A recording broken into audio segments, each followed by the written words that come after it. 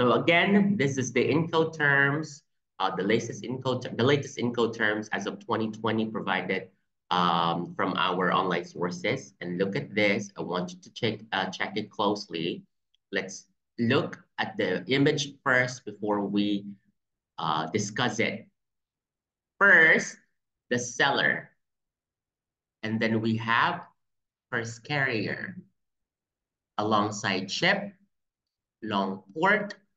So these are your modes of logistics, ship or air, destination port, alongside ship, and then again, mode of the logistics, ideally by land, and then the buyer. It could be in the warehouse or it could be directly to the company or the buyer. Later on, we will discuss it, but this is important if you are in the logistics company, if you need to know your responsibilities or which part of the key players are you in the process of logistics. And then at the left side, you will see there EXW. That means X works, agreed place. FCA, that means free carrier. FAS means free alongside ship. FOB means free on board. CFR means cost of freight. CIF means CPT means CIP, DPU, DAP, and DDP. At the bottom, you will see there, seller's obligation is colored green. This is just for illustration purposes. Buyer's obligation is blue. And then there's this exclamation mark means, okay, let's see later on why there is transfer of risk. Now let's define each. Now that you see the details of each players. When we say the seller, the party who sells the goods or products to another party in a commercial transaction. The seller is responsible for fulfilling the terms of the sales contract, including delivering the goods to the buyer in accordance with the agreed upon conditions. So, who's responsible? The seller. Again, the seller, what are the products? This is B2B ideally. If you are shipping goods, perishable, dry goods.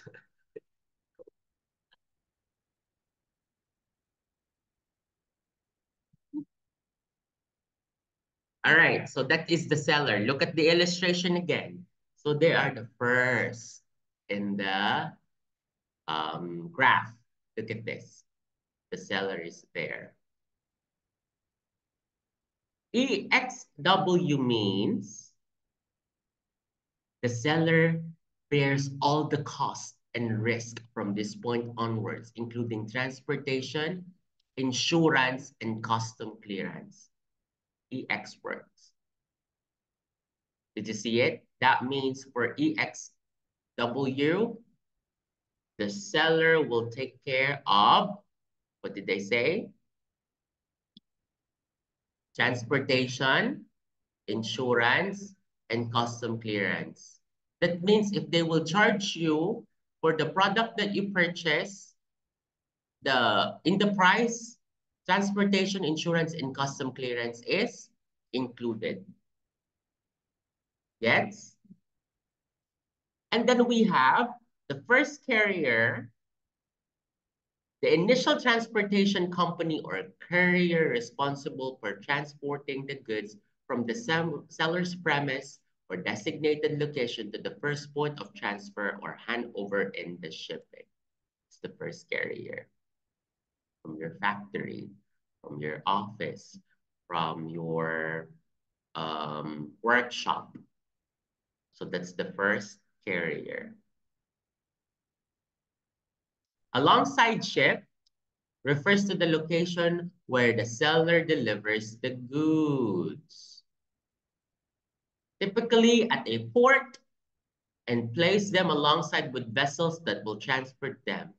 The goods are made available for loading onto the ship by the buyer or their designated carrier. That means for this side, for the alongside trip, these products are gonna be shipped through like through like the water. Say, for example, you are transferring goods from the UAE going to Asia. Remember the map of the UAE having that port, having that access to the Arabian Gulf. And then we have loading ship. What's the loading ship? Or the loading port. The vessel onto which the goods are located for transportation. This is the ship that will carry the goods from the loading port to the destination port. Look at that. Loading port, destination port. In between is, yeah, it could be ship, it could be through air. For experts, the buyer is just have to wait. This is a common this is a common Incoterms or agreement between the buyer and the seller. The buyer just have to wait for the product. That means the seller will have to add the cost in the amount of your purchase. Did you get it? And then we have alongside ship, another alongside ship refers to the location where the seller delivers the good typically at the port and places them alongside with the vessels. So in the location where they arrive, there will be alongside ship. This is kind of like a warehouse where you keep the products for keepsafing, right? Before they are picked up by the land transportation. The party who purchases the good or products from the seller, it's the buyer, of course. In the commercial transaction, the buyer is responsible for paying and the agreed upon price for the goods and accepting delivery in accordance with terms of the sales contract. You seeing it? FCA or free carrier, that means the seller will cover until first carrier. FAS, that means it will cover until alongside ship. FAS,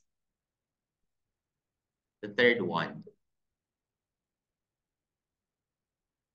FOB means the seller will cover up until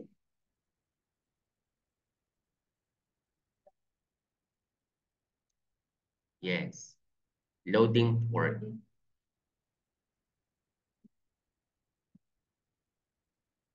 Mm.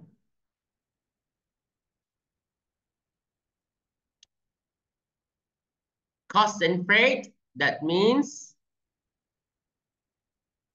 the seller will cover up until only the loading port.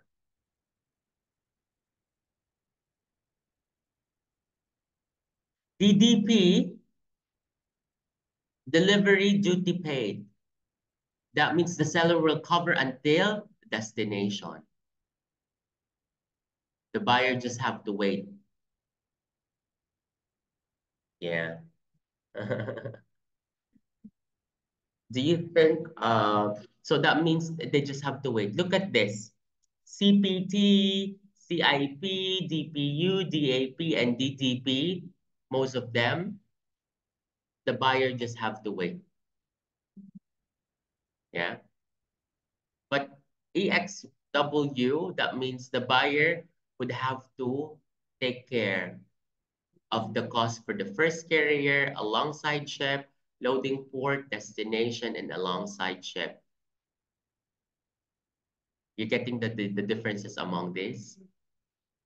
It depends on the situation. It depends on the product. It depends on the country. It depends on um, the destination, and it varies. When you get to that job, at least you are familiar with the difference among these. Yes. Like if you are making a deal, can we just purchase this and you cover all the costs? So that's either any of the CPT, CIP, DPU, DAP, and DDP. So you'll just have to wait. You'll just have to pay for the cost, right? Correct. So this is your Incoterms. So if you say, even there you see cost, insurance, and freight, the CIF until there. Say, for example, from UAE to your country, where are you from again, dear? Uganda. So you are shipping um, beauty products you're gonna sell there. So you have a supply, you have like what is it? Do you have like a famous store there? Like Nesto or Lulu? What is it? Huh? Gazalan. Yeah, see? Say for example that you have like a contract with Gazalan. You are shipping their beauty products made here in the UAE. Arabian beauty, say for example, beauty products. So you are gonna deliver that. You are the seller, and then the destination up until the buyer, that one, it's like a store or it's like a Gazalan. So you're gonna discuss up until what are you gonna cover. Say for example, you said that I'll cover all the costs, but I'll put it in the, or you cannot discuss that. You can give them the quotation that the cost will include the shipping. You can choose any of CPT, CIP, DPU, and DAP, and DDP. Let's see what could be the difference among these. Look at CPT. Look at CIP. Look at DPU, DAP, DDP. The buyer just have to wait, correct? Now, these are the differences. CPT, what does it mean again? Under CPT, the seller is responsible for delivering the goods. The seller is responsible for delivering the goods to a named destination, paying for the transportation costs to that destination.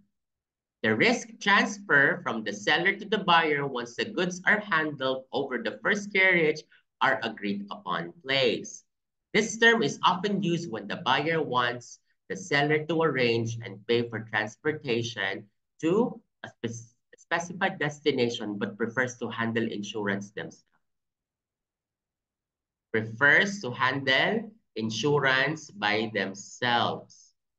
Scenario: a company in Germany sells machinery to a buyer in Canada using CPT. Giving you a scenario. A company in Germany sells machinery to a buyer in Canada using CPT.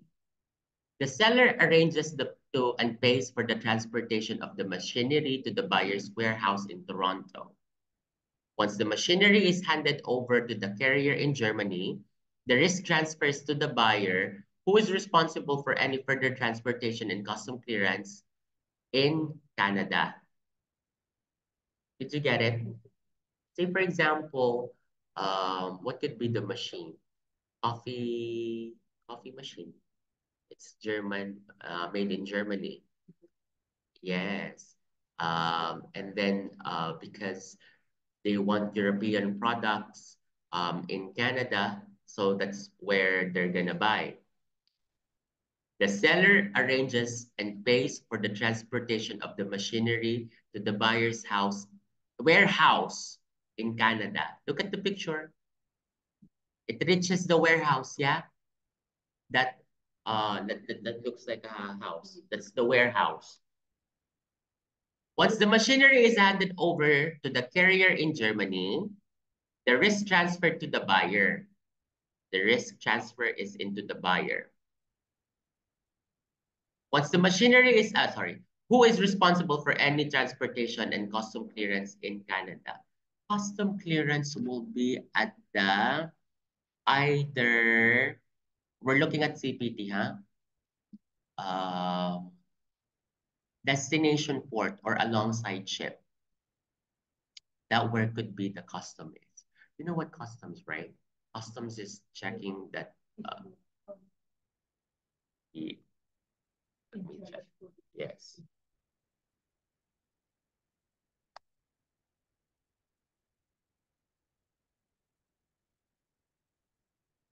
Custom plays a crucial role in international trade. Um, Trade by regulating the movement of goods across borders and ensuring compliance with various laws, regulation, and tariffs. Here are some key roles of the customs. Tariff collection. They're still paying it.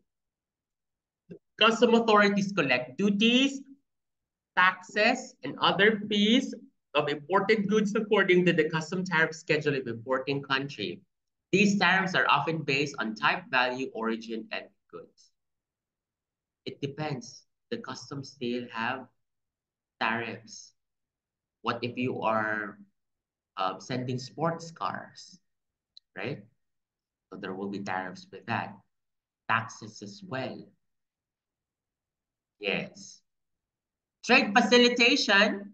Custom facilitate the flow of legitimate trade of simplifying the expediting clearance procedures for compliant traders. They provide guidance, information, and support to the businesses to help navigate import and export processes efficiently. That's one of the tasks of customs.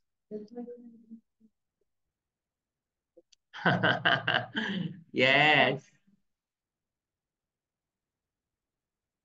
yes, they did not pass through the customs some of the items. Yes, and this is government regulated, you know. There are a couple of security screening. It's one of their tasks as well. Custom agencies play a vital role in enhancing border security by inspecting goods to prevent smuggling of illegal or prohibited items such as drugs, weapons, counterfeit goods, and hazardous materials. Mm, yes, counterfeit, those are items. Next, we have CIP or what does CIP means? Mhm. Similar to CPT, but the seller also contracts and pays for insurance, covering the buyer's risk or loss of damage during transportation. The risk transfers from the seller to the buyer once the goods are handed over to the first carrier at the agreed upon place. The terms is suitable when the buyer wants the seller to handle both transportation and insurance of the goods. Scenario, an electronic manufacturer in Japan sells a shipment of smartphones to a distributor in Brazil using CIP. Again, imagine an electronic manufacturer in Japan. What are Japan brands? Mitsubishi, Korean. Samsung is Korean. Uh, yeah, I think that's. Hyundai is Korean. Yes. So again, electronic manufacturer in Japan sells shipment of smartphones to a distributor in Brazil using CIP. The seller arranges and pays for transportation to the buyer's warehouse in Sao Paulo.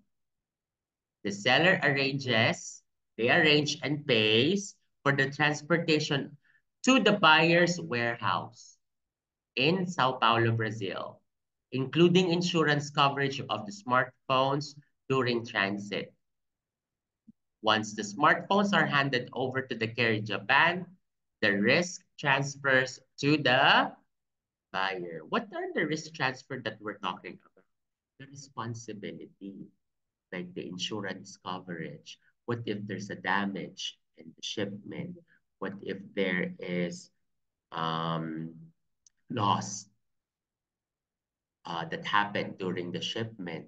Who will cover the risk? The buyer or the seller? That's where the risk transfer is. That's what it means. Because there could be some, mishaps during the delivery. You just want to insure the product, right? You want to insure the goods. So that is a sample for CIP. Anyway, I'll give you a copy of this. Don't worry. DPU delivered at place. Under DPU, the seller is responsible for delivering the goods to a named destination, unloaded, the arriving means of transport. The risk transfer from the seller to the buyer once the goods are ready for unloading at the named place. It could vary, huh?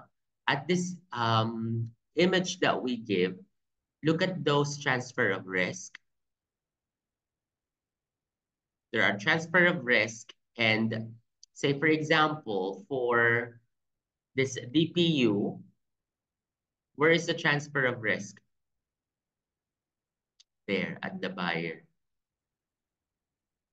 Yes. That means the risk will be at the desk at the buyer's side.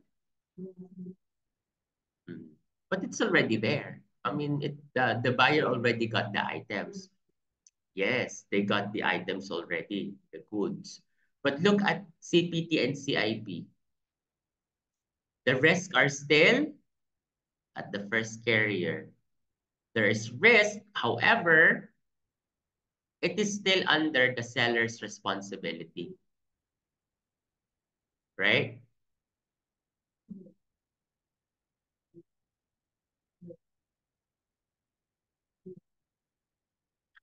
Yes. So either DAP or DTP. The risk is already once it's transferred. DPU as well. Look at this scenario for DPU. A furniture manufacturer in Italy sells a container of tables and chairs to a retailer in United States using DPU. The seller arranges transportation and delivers the goods to the buyer's retail store in New York, ready for unloading. Once the goods are ready for unloading the store, the risk transfers to the buyer. This is part of the DPU still. What are these risks? Dents, maybe they're not careful, and these are furniture. I remember I have a student, their items are luxury furniture. So like, yes, those scratches. So that means they would check. That's a risk. What if during the delivery, they're already in the warehouse while they are putting the furniture going up, right? Who would cover if there's like a scratch in the couch? Little scratches, like especially the locals here are very particular with the damages. If they purchase something for 30,000 dirhams, I remember a Ferrari chair um, that is purchased from Italy, delivered here in the UAE because that's where she works. Scratches, like just little scratch, if they notice, they would ask for a replacement. It's a 30,000 dirhams chair. So, one house already in the Philippines. Yes, but yeah, so where's the risk there? So who's gonna take care of that? Um, yes, it would depend. And one more thing is, um, if they're very particular with the damages, they have to take photos always, like documentation that's needed for report. Once unloading, it's safe. Once it's there, did you notice that in your warehouse? They're taking photos to make sure that the goods are delivered in right condition. Remember that?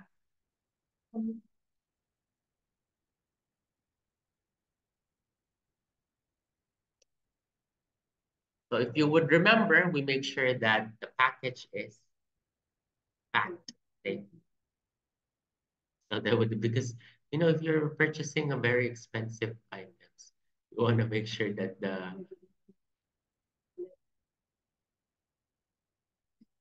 it depends on the situations. We move on to DAP.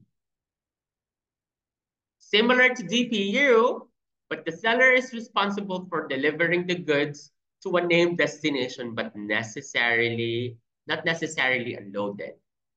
The risk transfer from the seller to the buyer once the goods are made available at the named place. The term is suitable when the buyer is willing to handle unloading the goods themselves. So that means even the unloading of the products, the unloading of the goods, there's a risk, right? Mhm. There's the transfers, the risk of transfer is at between the warehouse. Look at this, it says there, this term is for the DAP, the term is suitable when the buyer is willing to handle unloading the goods themselves. Let's give you a scenario. A clothing manufacturer in China sells a shipment of garments to a distributor in Germany using DAP. The seller arranges the transportation and delivers the goods to the buyer's warehouse in Berlin. Once the garments are made available for unloading at the warehouse, the risk transfers to the buyer. Yes, the risk transfers already to the buyer with DAP. Lastly, we have DDP, means under DDP, the seller is responsible for delivering the goods to a named destination cleared from airport and paying all applicable duties and taxes. The risk transfers from the seller to the buyer upon delivery at the named destination. The term is used when the seller wants to provide a comprehensive service, including delivery, customs clearance, and payment of the duties and taxes. Scenario, an auto repair supplier in Mexico sells a shipment of car components to a manufacturer in France using DTP. The seller arranges the transportation. The seller arranges transportation, handles custom clearance in France. They're already in France, but still the seller is responsible and pays for all import duties and taxes. Import duties and taxes from the seller. Once the goods are delivered to the manufacturer's factory in Lyon, that is in France, the risk transfers to the buyer. The scenarios illustrate, okay, yeah. So that would be the differences. Look at that. So there is the risk transfer. It depends on the goods. Again, this varies. But what I want you to understand is the familiarity. You become familiar with the differences among the Incoterms, right? Questions?